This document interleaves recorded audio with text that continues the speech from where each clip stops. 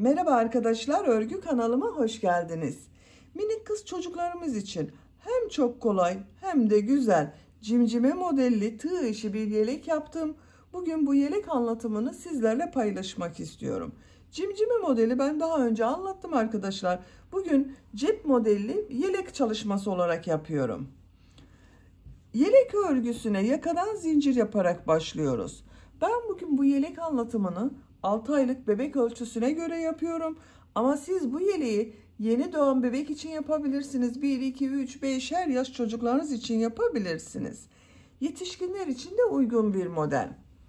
0-1 yaş için benimle yaka çalışmasını aynı sayıda başlayabilirsiniz. 1 yaşından büyük çocuklar için 8, 10, 12 zincir fazla başlamanız gerekir. Bu yaka arttırma sırasını 2 sıra eksik yaparsanız yeni doğan bebek için olur. 1 sıra eksik yaparsanız 3 aylık bebek için olur. 1 yaş çocuk için yapmak istiyorsanız da bu yaka arttırma sırasını 1 sıra fazla yapmanız gerekiyor. 10 sıra yaka arttırması yaparsanız 1-2 yaş arası çocuk için olur. Yakadan 3 düğme yaptım, bakın. Bu şekilde tercihinize göre siz bunu 4-5 düğmeli yapabilirsiniz. Açık olarak görelim. Bakın arkadaşlar, bu şekilde çok güzel görünüyor. Cep örgüsünü bu renkleri kullandım. Siz tercihinize göre istediğiniz renkler ile bu cep örgüsünü yapabilirsiniz. Yelek örgüsünde iplik olarak ben bugün bu ipliği kullandım. 100 gram iplik üzerinde 330 metre var. Bir yumak iplik kullandım. Ben bu renk ve bu marka ipliği kullandım. Siz bu yelek örgüsünde İstediğiniz marka iplik ve renkleri kullanarak yapabilirsiniz. Tığ olarak 5 numara 3 milimetre tığ kullandım. Benim elim çok sıkı değil. Yaptığım örgüler yumuşak oluyor. Sizin eliniz sıkıysa yaptığınız örgü hem çok sert olur hem de ölçü benim yaptığım ölçüden daha küçük olur arkadaşlar. Onun için eliniz sıkıysa 3,5-4 milimetre tığları kullanırsanız daha güzel olur. Cep örgüsünde dediğim gibi istediğiniz renk iplikler ile yapabilirsiniz. Yelek ölçüsünü videonun sonunda ölçüyorum. Tekrar ölçerek zaman geçirmek istemiyorum. İplik tığı hazırlayalım. Hep birlikte bu kolay ve güzel tığ işi yelek örgüsüne başlayalım. Örgü kanalıma abone değilseniz abone olmayı unutmayın lütfen. Örgü kanalıma abone olmak ücretsiz. Örgü kanalıma ücretsiz abone olup orada bulunan zil şeklini dokunarak açık yaparsanız kanalıma video yüklediğim zaman ilk önce size bildirim gelir. Örgülerimden herkesten önce sizin haberiniz olur. İzlediğiniz videolarıma beğeni ve yorumlarınızı yaparsanız çok sevinirim arkadaşlar. Hepinize kolay gelsin. İyi çalışmalar.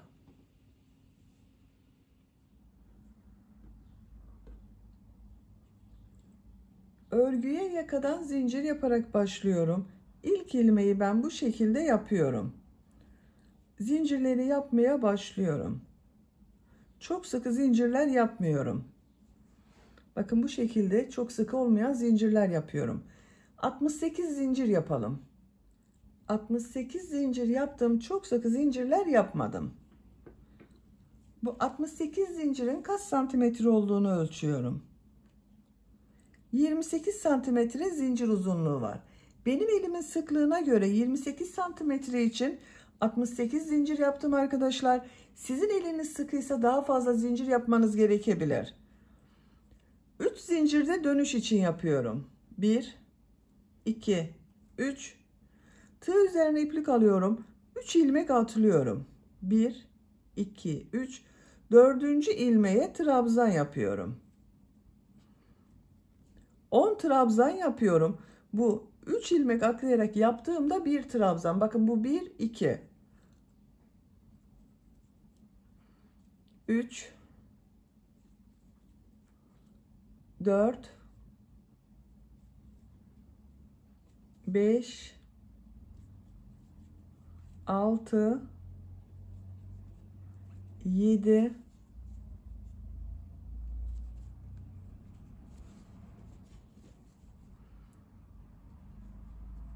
8,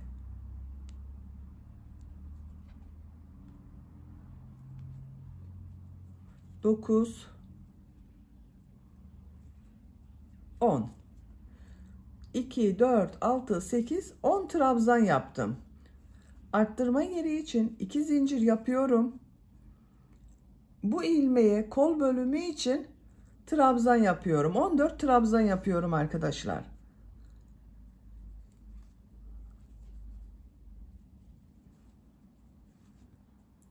...14 trabzanı yapalım. Kol bölümü için 14 trabzan yaptım. 2, 4, 6, 8, 10, 12, 14. Arttırma yeri için 2 zincir yapıyorum. 20 trabzan yapıyorum.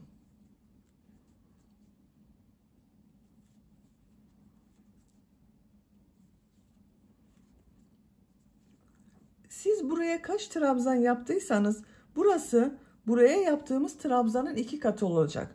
Ben buraya 10 trabzan yaptım. Buraya 20 trabzan yapıyorum. 20 trabzanı tamamlayalım. 20 trabzan yaptım. Bakın görüntüsü bu şekilde oldu. Arttırma yeri için 2 zincir yapıyorum. Kol bölümündeyim arkadaşlar. Bu kol için 14 trabzan yaptım. Buraya da 14 trabzan yapıyorum.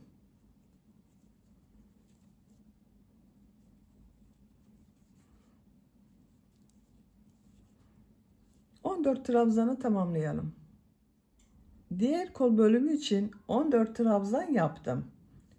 Arttırma yeri için 2 zincir yapıyorum. 10 trabzan yapıyorum.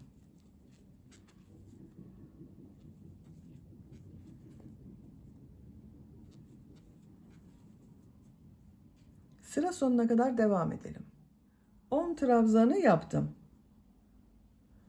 Bu sırada yaka ayrımlarını yaptık. Sıra başında ve sıra sonunda 10 trabzan yaptım. Kol bölümleri için 14 trabzan yaptım. Buraya da bunların ikisi toplamı olan 20 trabzan yaptım. İkinci sıradayım. Bir zincir yapıyorum. Örgüyü çeviriyorum. İlk ilmek üzerine trabzan yapıyorum. Diğer ilmeklere trabzan yaparak devam ediyorum. 10 trabzan yapıyoruz. Bu arttırma zincirine kadar devam edelim. Arttırma zincirine kadar 10 trabzan yaptım. Bu arttırma zinciri üzerine 2 trabzan, 2 zincir, 2 trabzan yapıyorum.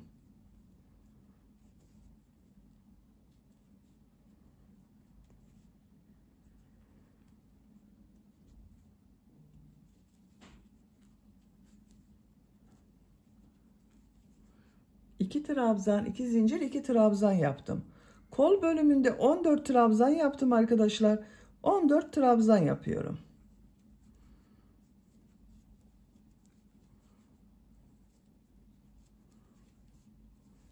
Arttırma zincirine kadar devam edelim.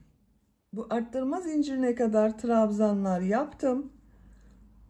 Bu 2 zincir üzerine 2 trabzan, 2 zincir, 2 trabzan yapıyorum.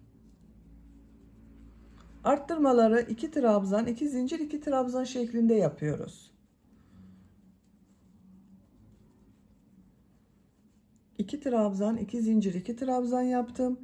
Diğer ilmeklere trabzan yaparak devam ediyorum. 20 trabzan yaptım, 20 trabzan yapıyoruz.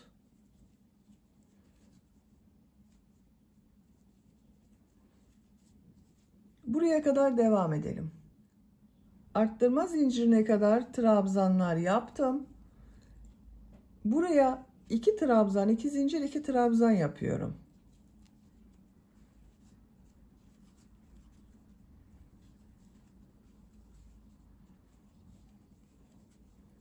Kol için 14 trabzan yapıyorum. Buraya kadar devam edelim. Buraya kadar trabzan yaptım. Arttırma yerine 2 trabzan, 2 zincir, 2 trabzan yapıyorum.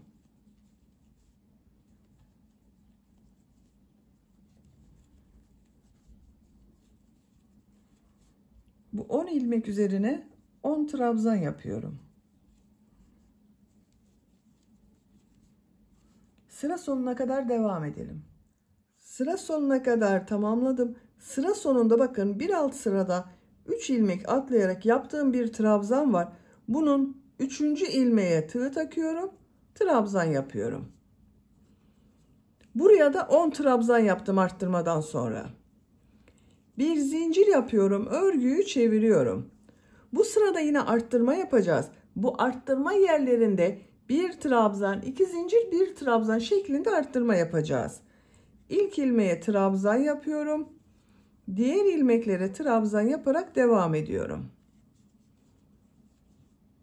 Buraya kadar devam edelim. Arttırma yapacağım yere kadar trabzanları yaptım. Arttırma zincirinin üzerine bir trabzan, iki zincir, bir trabzan yapıyorum.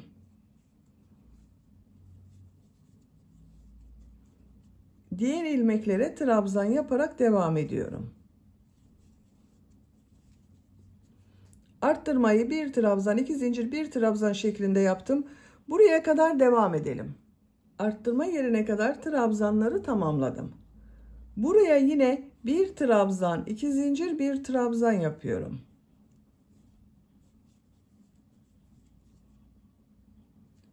Diğer ilmeklere birer defa trabzan yapıyorum. Buraya kadar devam edelim. Bu arttırma yerinde ve bu arttırma yerinde yine bir trabzan, iki zincir, bir trabzan yapalım. Diğer ilmeklere birer defa trabzan yapalım. Sıra sonuna kadar tamamlayalım. Sıra sonuna kadar tamamladım. Bu sırada bakın bu arttırma yerlerinde bir trabzan, iki zincir, bir trabzan yaptım. Dördüncü sıradayım.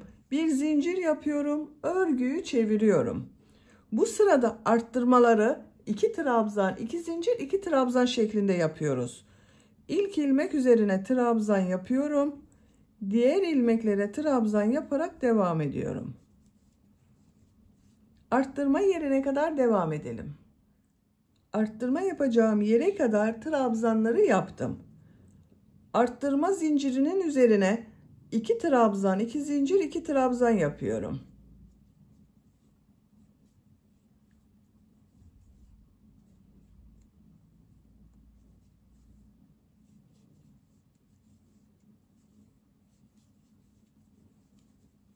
İki trabzan, iki zincir, iki trabzan yaptım. Diğer ilmeklere birer defa trabzan yapıyorum.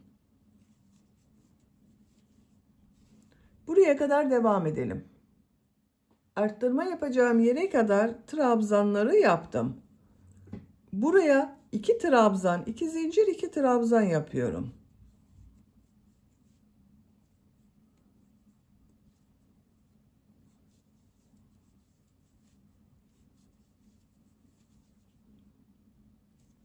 Diğer ilmeklere birer defa trabzan yapıyorum. Bakın bu sırada arttırmaları 2 trabzan, 2 zincir, 2 trabzan şeklinde yapıyoruz. Bu arttırma yerinde ve bu arttırma yerinde de 2 trabzan, 2 zincir, 2 trabzan yapalım. Diğer ilmeklere birer defa trabzan yapalım. Sıra sonuna kadar tamamlayalım. Sıra sonuna kadar tamamladım. Bakın arttırma yerlerinde 2 trabzan, 2 zincir, 2 trabzan yaptım. Diğer ilmeklere birer defa trabzan yaptım. Dördüncü sırayı bitirdik. Yakanın görüntüsü bu şekilde oldu.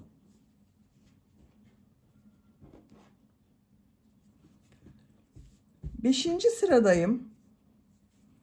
Bir zincir yapıyorum, örgüyü çeviriyorum. İlk ilmeğe trabzan yapıyorum.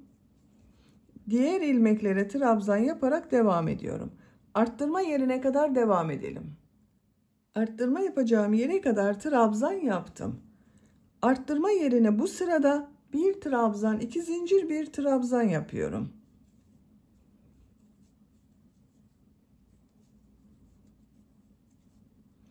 Diğer ilmeklere trabzan yaparak devam ediyorum. Arttırmalar bu şekilde devam edecek arkadaşlar. Bir sırada bir trabzan, iki zincir, bir trabzan şeklinde arttırma yapıyoruz. Bir sonraki sırada 2 trabzan, 2 zincir, 2 trabzan yapıyoruz. Bakın 5. sıradayım. Bir trabzan, 2 zincir, bir trabzan şeklinde arttırma yaptım. 6. sırada 2 trabzan, 2 zincir, 2 trabzan. 7. sırada bir trabzan, 2 zincir, bir trabzan. 8. sırada 2 trabzan, 2 zincir, 2 trabzan. 9. sırada yine bir trabzan, 2 zincir, bir trabzan şeklinde arttırmalar yapacağız. Yapacak olduğunuz çocuğun büyüklüğüne göre bu dönüşümlü olarak arttırmaları yaparak yakanın örgüsünü tamamlayalım. Roba örgüsünü arttırmalar yaparak 9 sıra tamamladım. Bir sırada 2 trabzan, 2 zincir, 2 trabzan yaptım. Bir sırada 1 trabzan, 2 zincir, 1 trabzan şeklinde arttırma yaptım. 1, 2, 3, 4, 5, 6, 7, 8, 9. Santimetre olarak ölçüyorum. 10 santimetre yükseklik var. Şu şekilde katlıyorum. Bakın arkadaşlar, böyle. Benim yapacağım ölçü için yeterli. Siz bir beden büyük olsun istiyorsanız bir sıra daha arttırma sırası yapabilirsiniz. 10 sıra olarak tamamlayabilirsiniz. Küçük yapmak istiyorsanız da benim yaptığımdan bir sıra önce bitirirseniz daha küçük ölçüde olur. 10. sıradayım. 10. sırada kol ve gövde bölümünü birbirinden ayırıyorum. Artık örgüye gövdenin örgüsüyle devam ediyorum. Bir zincir yapıyorum, örgüyü çeviriyorum. Bir sıra trabzan sırası yapıyorum. İlk ilmek üzerine trabzan yapıyorum. Diğer ilmeklere trabzan yaparak devam ediyorum.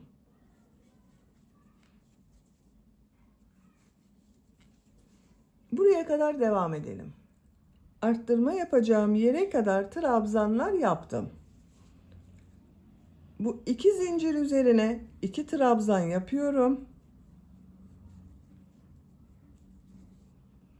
Kol altı için bir zincir yapıyorum. Tığ üzerine iplik alıyorum. Kolda bulunan bütün ilmekleri atlıyorum. Arttırma yerine 2 trabzan yapıyorum. Diğer ilmeklere trabzan yaparak devam ediyorum.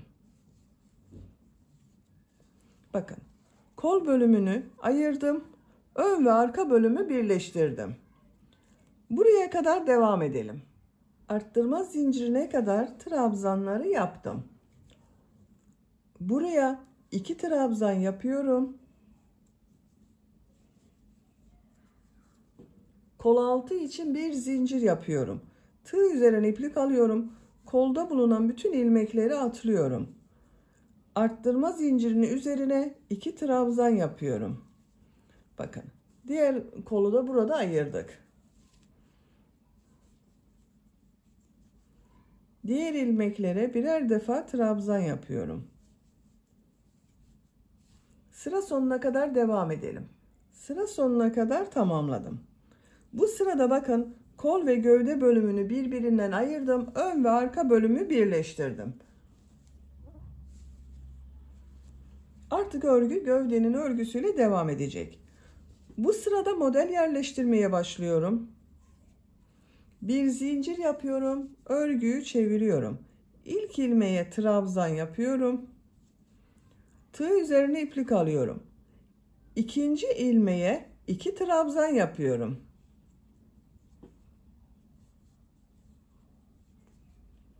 Tığ üzerine iplik alıyorum. Bir ilmek atlıyorum. İkinci ilmeğe 2 trabzan yapıyorum.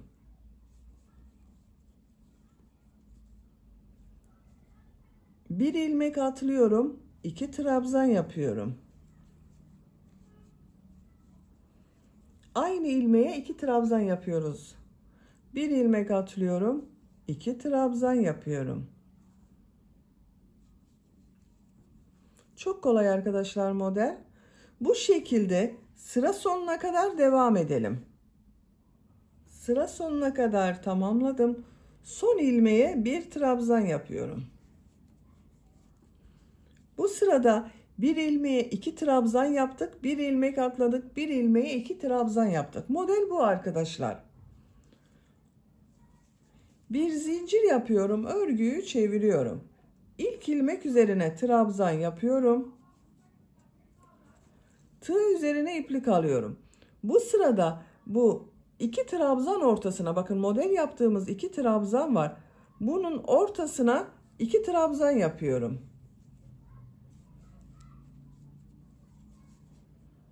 Tığ üzerine iplik alıyorum. Bu iki trabzanın ortasına iki trabzan yapıyorum.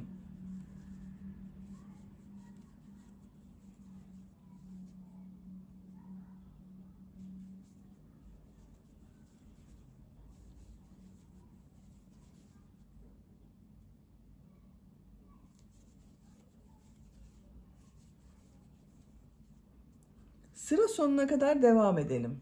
Sıra sonuna kadar tamamladım. Son ilmeğe bir trabzan yaptım. Bir zincir yapıyorum. Örgüyü çeviriyorum. İlk ilmek üzerine trabzan yapıyorum. Sıra başında ve sıra sonunda bir trabzan yapıyoruz bakın. Yine bu iki trabzanın ortasına iki trabzan yapıyorum.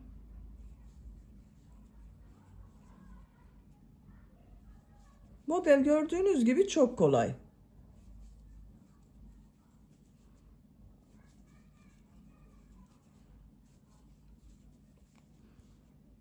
Bu şekilde devam edeceğiz arkadaşlar.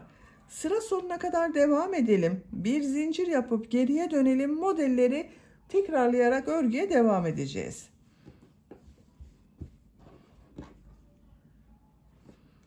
Yapacak olduğunuz çocuğun büyüklüğüne ve tercihinize göre bu model sırasını istediğiniz kadar tekrarlayarak gövdenin örgüsünü tamamlayalım.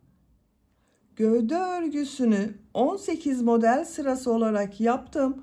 1, 2, 3, 4, 5, 6, 7, 8, 9, 10, 11, 12, 13, 14, 15, 16, 17, 18.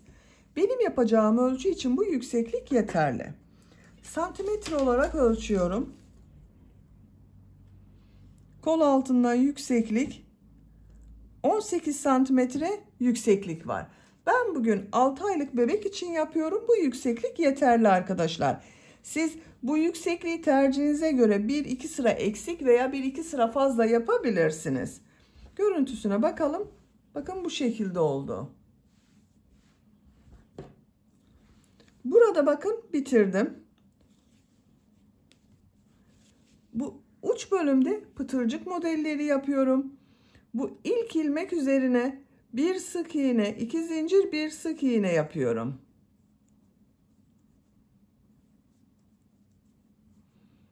Bir ilmek atlıyorum. İkinci ilmeğe bir sık iğne, iki zincir, bir sık iğne yapıyorum.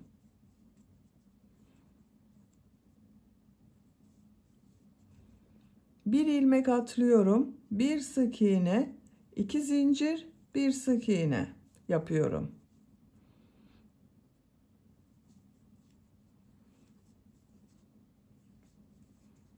Bakın bu şekilde pıtırcık modelleri yapıyoruz. Sıra sonuna kadar devam edelim. Sıra sonuna kadar tamamladım. Bakın görüntüsü böyle oldu. Ön patlardayım. Ön patlarda da bu pıtırcık modellerine devam ediyorum. Bir ilmek atlıyorum. İkinci ilmeğe bir sık iğne, iki zincir, bir sık iğne yapıyorum. Bakın trabzan boşluğunu atlıyorum. Bu ilmeğe bir sık iğne, iki zincir, bir sık iğne yapıyorum. Pıtırcık modellerini buraya kadar devam edelim arkadaşlar. Bu yaka bölümünün buraya düğme ilikleri yapacağız. Bu kol ayrımı yaptığım sıraya kadar modelleri yaparak devam edelim. Kol kesimi yaptığım yere kadar pıtırcık modellerini yaptım. Bu yakanın buraya 3 tane düğme iliği yapmak istiyorum. Bakın birisini hemen buraya yapıyorum.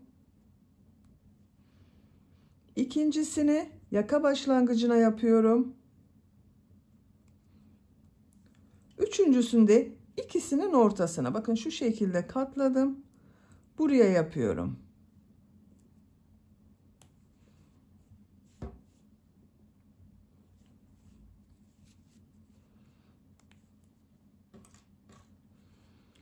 Trabzan sırasını atlıyorum. Bu ilmeğe bir sık iğne yapıyorum. Düğme iliği için 7 zincir yapıyorum.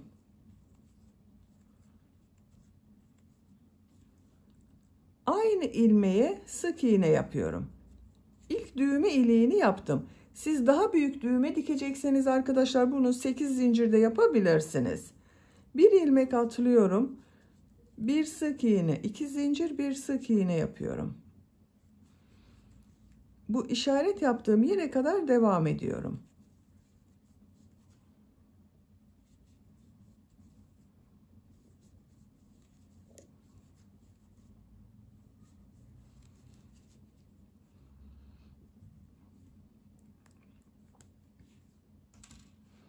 Bir, iki, üç pıtırcık modeli yaptım.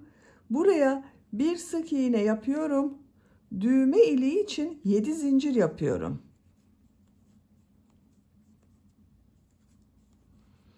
Aynı ilmeğe sık iğne yapıyorum. Bir sık iğne, 2 zincir, bir sık iğne yapıyorum. Bakın 2 düğme iliğini yaptım.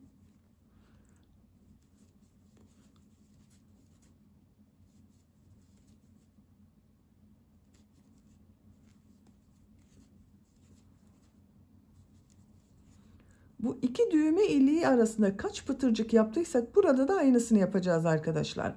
Bakın burada 3 pıtırcık modeli yaptım. Buraya da 3 pıtırcık modeli yaptım.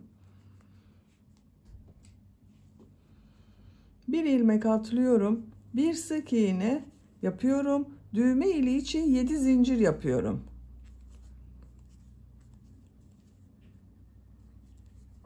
Sık iğne yapıyorum. Yaka başlangıcına sık iğne yapıyorum.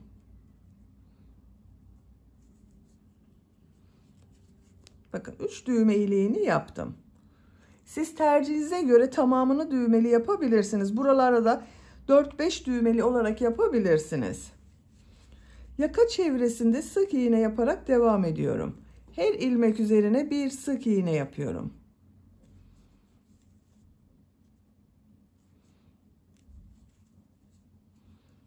Buraya kadar devam edelim. Yaka çevresinde sık iğne yaparak buraya kadar tamamladım.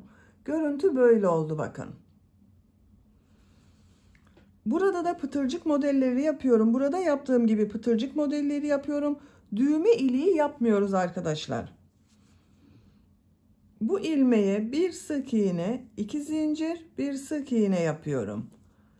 Bir ilmek atlıyorum. Bir sık iğne, 2 zincir, bir sık iğne yapıyorum.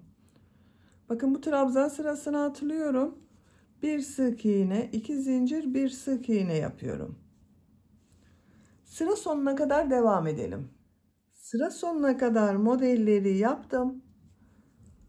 Bu ilmek ile ilmek kaydırma yaparak sırayı bitiriyorum. İpliği kesiyorum.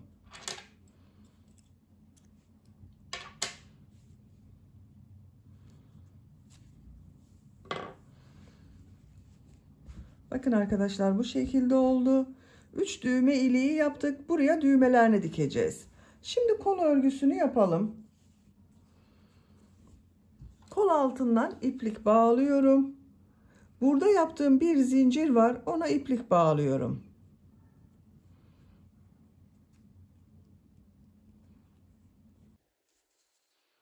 Buradan bir ilmek yapıyorum. Burada yaptığım pıtırcık modellerini yapıyoruz. Bir sık iğne, 2 zincir, bir sık iğne şeklinde. 2 zincir yapıyorum. Aynı ilmeğe sık iğne yapıyorum. Bakın bu trabzan boşluğuna bir sık iğne, 2 zincir, bir sık iğne yapıyorum.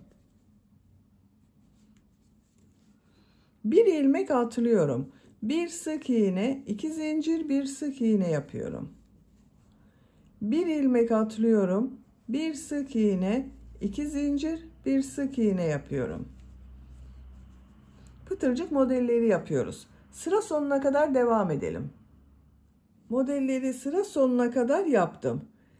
Bu ilmek ile ilmek kaydırma yaparak bitiriyorum. İpliği kesiyorum.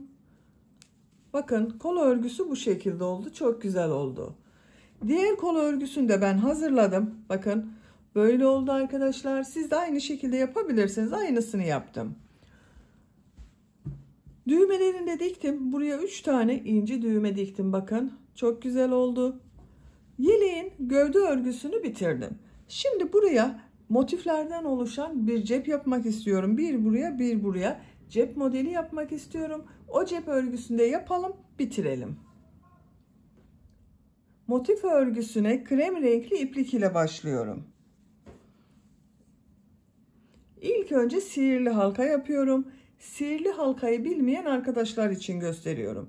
Bakın ipliği şu şekilde tutuyorum. Parmağımın üzerine bir defa doladım. Parmağımın üzerinde bir halka oluştu. Buna tığ takıyorum. İplik aldım, içinden çektim. Parmağımdan çıkarıyorum. Bir zincir yapıyorum, sağlamlaştırdım. Bakın sihirli halkayı yaptım. 3 zincir yapıyorum. Tığ üzerine iplik alıyorum. 2 trabzan yapıyorum. Bu sıra başında yaptığım 3 zincirde bir trabzan, bununla 3 trabzan olacak. 3 trabzan yaptım. 2 zincir yapıyorum. 3 trabzan yapıyorum.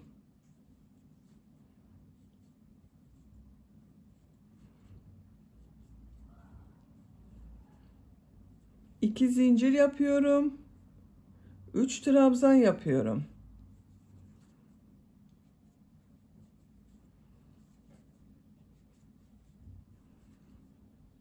İki zincir yapıyorum. 3 trabzan yapıyorum.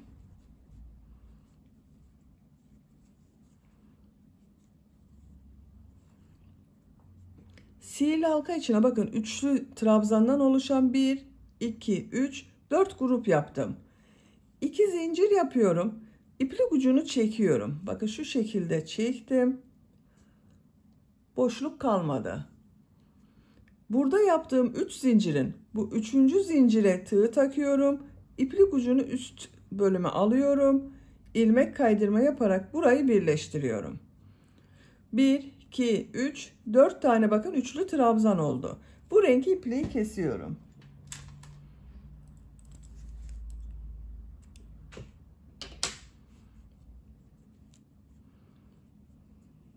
Bakın orta bölümü hazırladık.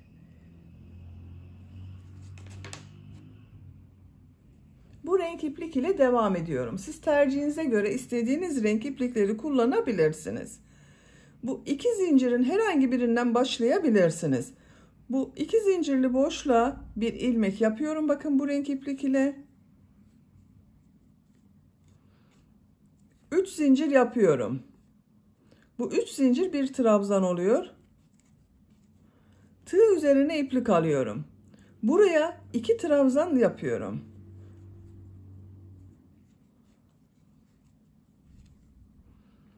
Bakın 3 zincirle birlikte 1, 2, 3 oldu. Tığ üzerine iplik alıyorum. Bu sırada bu iki zincirlerin üzerine 3 trabzan, 2 zincir, 3 trabzan yapacağız. Bu ilk başta yaptığımın yarısını yapıyorum bakın. Sıra sonunda buraya yine 3 trabzan yapacağız, 2 zincir yapacağız. Tığ üzerine iplik alıyorum. İplik ucunda şu şekilde içte tutuyorum. Bu iki zincirli boşluğa 3 trabzan, 2 zincir, 3 trabzan yapıyorum.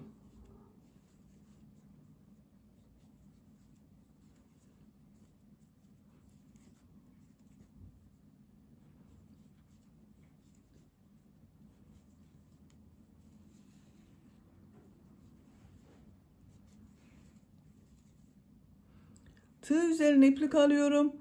Bu iki zincirli boşluğa 3 trabzan, 2 zincir, 3 trabzan yapıyorum.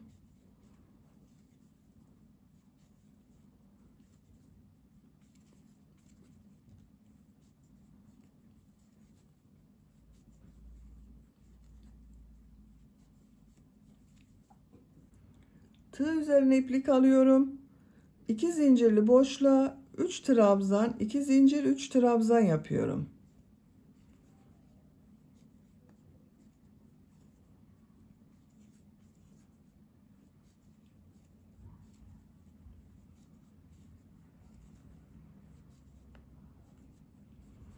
Üç trabzan, 2 zincir, 3 trabzan yaptım. Tığ üzerine iplik alıyorum. Sıra başında bakın 2 zincir üzerine 3 trabzan yaptım. Aynı boşluğa 3 trabzan yapıyorum.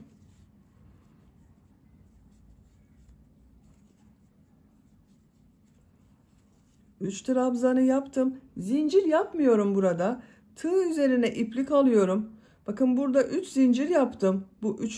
zincir üzerine tığ takıyorum. İplik aldım. Çekiyorum. Hepsini içinden bir defada çekiyorum. Bakın burada bir zincir şekli oluşturduk. 1, 2, 3, 4 tane üçlü gruptan oluşan bakın grup yaptık arkadaşlar. Bu ipliği kesiyorum.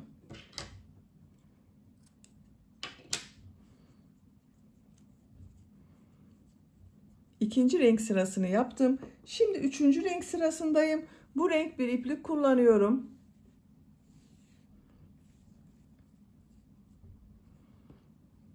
Yine herhangi bir 2 zincirli boşluktan başlayabilirsiniz. Bakın buradan başlayalım bunu da. İlmek yapıyorum. 3 zincir yapıyorum. Tığ üzerine iplik alıyorum. Buraya 2 trabzan yapıyorum. 3 zincirle birlikte bakın 3 trabzan oldu. Tığ üzerine iplik alıyorum. Bu sırada bakın bu boşluğa da trabzanlar yapıyoruz. Yine üçlü trabzan yapıyorum. 3 tane trabzan yapıyorum. 1 2 3. Bu 2 zincir yaptığımız yerlere 3 trabzan, 2 zincir, 3 trabzan yapacağız. Bu ortada bulunan boşluklara da 3 trabzan yapacağız. Tığ üzerine iplik alıyorum. Bakın iplik ucunu da içinde tutuyorum. Buraya 3 trabzan, 2 zincir, 3 trabzan yapıyorum.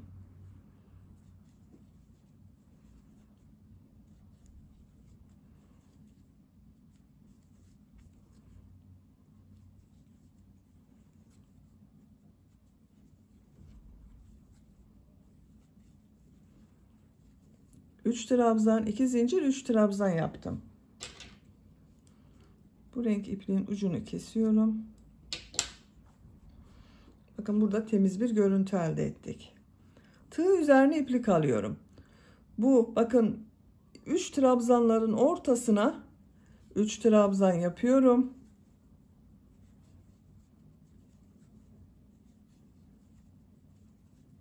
Tığ üzerine iplik alıyorum. Bu 2 zincirli boşluğa 3 trabzan, 2 zincir, 3 trabzan yapıyorum.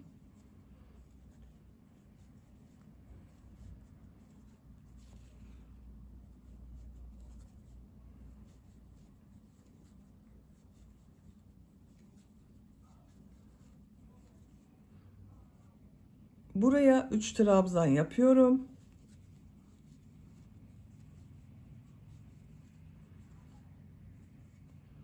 İki zincirli boşluğa 3 trabzan, 2 zincir, 3 trabzan yapıyorum.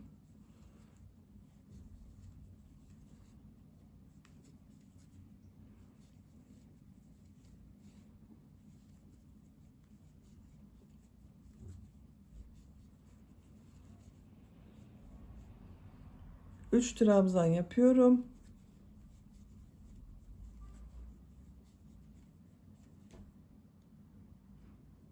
Tığ üzerine iplik alıyorum. İlk başladığım bakın bu üçlü grubun yanına 3 tane trabzan yapıyorum.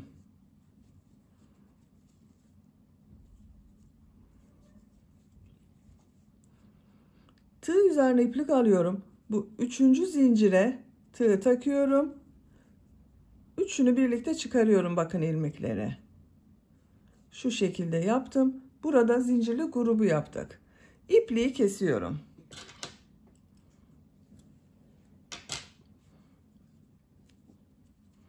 Bakın arkadaşlar bu şekilde oldu. Dördüncü sıradayım. Dördüncü sırada yine krem renkli iplik ile devam ediyorum.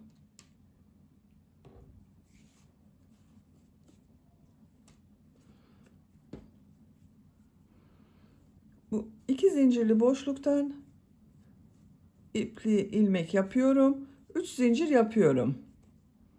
Tığ üzerine iplik alıyorum. 2 trabzan yapıyorum.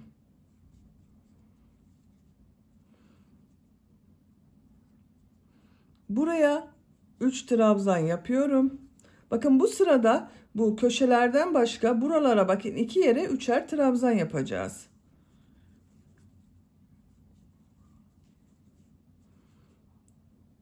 Diğer boşluğa da 3 trabzan yapıyorum.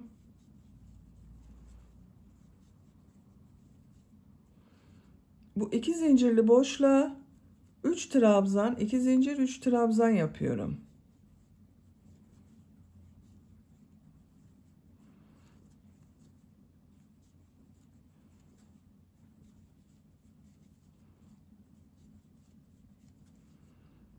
Üç trabzan yapıyorum.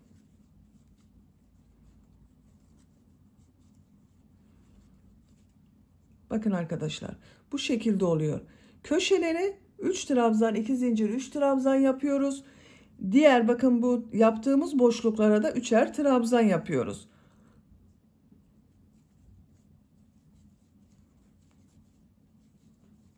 Biraz hızlı yapıyorum. Köşeye bakın 3 trabzan, 2 zincir, 3 trabzan yapıyorum.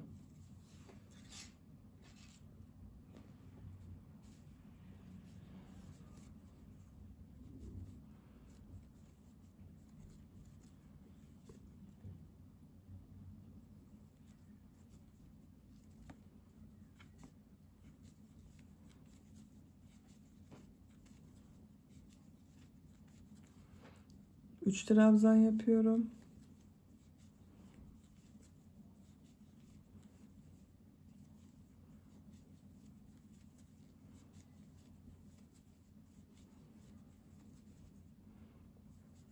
Üç trabzan, 2 zincir, 3 trabzan yapıyorum.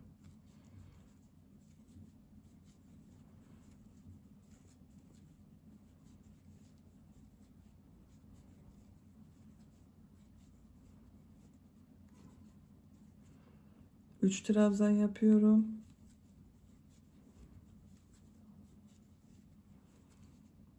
Üç trabzan yapıyorum.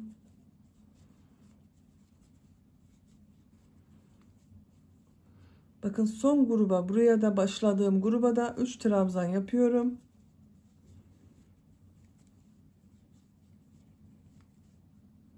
Tığ üzerine iplik alıyorum. Üçüncü zincire tığ takıyorum. Yarım trabzan şeklinde yaparak bakın 3 ilmekten çekerek bitiriyorum. İpliği kesmiyorum arkadaşlar. Şimdi bunun çevresinden sık iğneler yapıyorum. Bakın görüntüsü böyle oldu. Sık iğne yapıyorum. İlmekler üzerine sık iğne yapıyorum. Her ilmek üzerine bir sık iğne yapıyorum.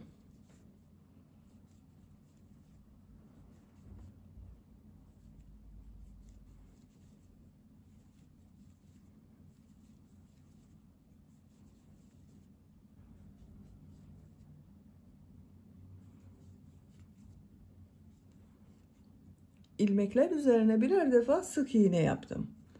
2 zincirli boşluğa 3 sık iğne yapıyorum. 1 2 3. Diğer ilmeklere birer defa sık iğne yapıyorum.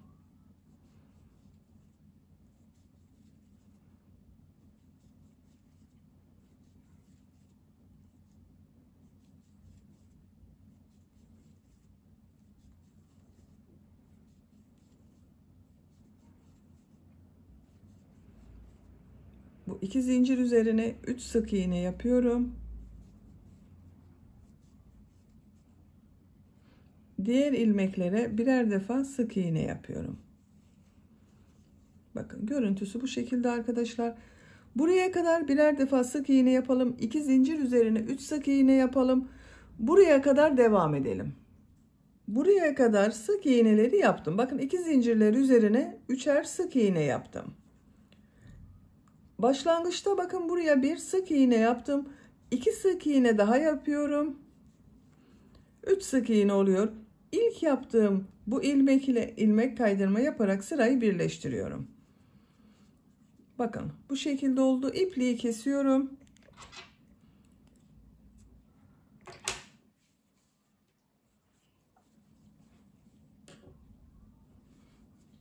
Motifin örgüsünü bitirdik. Şimdi bunu cep yapmak için çevresinden pıtırcık modelleri yapıyorum. 3 çevresinden pıtırcık modelleri yapıyorum. Bir tarafını boş bırakıyorum. Bu renk iplik ile pıtırcık modelleri yapıyorum. Siz istediğiniz renkleri kullanabilirsiniz. Bakın buradan herhangi bir yerden başlayabilirsiniz. Köşeden arkadaşlar. 3 sık iğne yaptım bu zincirler üzerine. Ortada bulunan ilmeğe tığ takıyorum. Pembe renkli iplik ile ilmek yapıyorum. Bir zincir yaptım, sağlamlaştırdım. Bakın bu ilmek üzerine bir sık iğne, 2 zincir, bir sık iğne yapıyorum. Pıtırcık modeli yapıyorum. Bir ilmek atlıyorum. İkinci ilmeğe bir sık iğne, 2 zincir, bir sık iğne yapıyorum. Bir ilmek atlıyorum. Bir sık iğne, 2 zincir, bir sık iğne yapıyorum. Bir ilmek atlıyorum. Bir sık iğne, 2 zincir, bir sık iğne yapıyorum. Bakın bu şekilde oluyor. Devam edelim. Buraya kadar tamamlayalım. Pıtırcık modellerini bakın 3 tarafında yaptım. Burayı boş bırakıyorum. En son pıtırcık modelini yaptım. Diğer ilmeğe sık iğne yapıyorum, bitiriyorum. İpliği kesiyorum.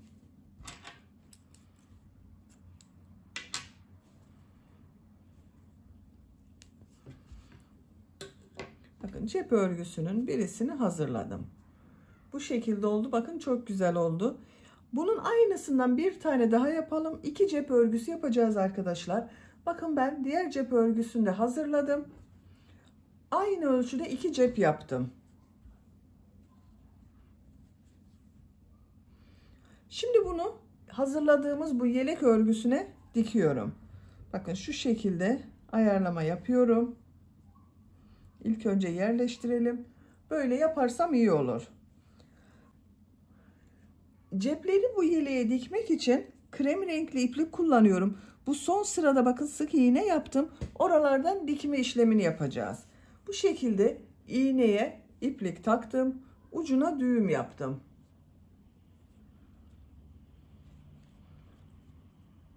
Uç noktanın birisinden şu şekilde yapıyorum.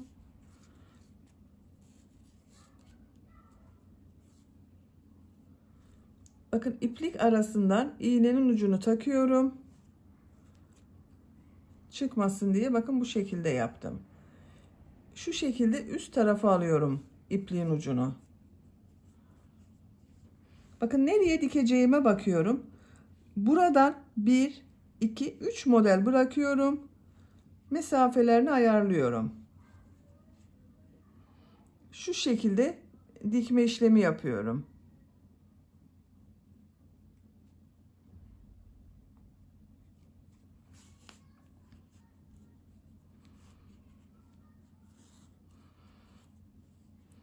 Krem renkli iplik kullandığım için bakın görünmüyor.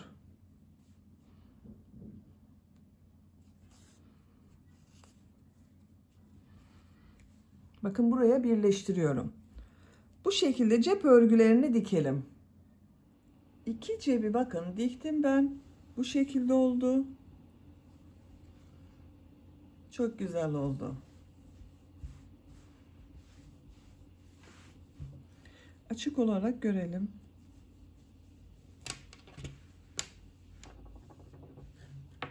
Cepli güzel tığ işi bir yelek yaptık.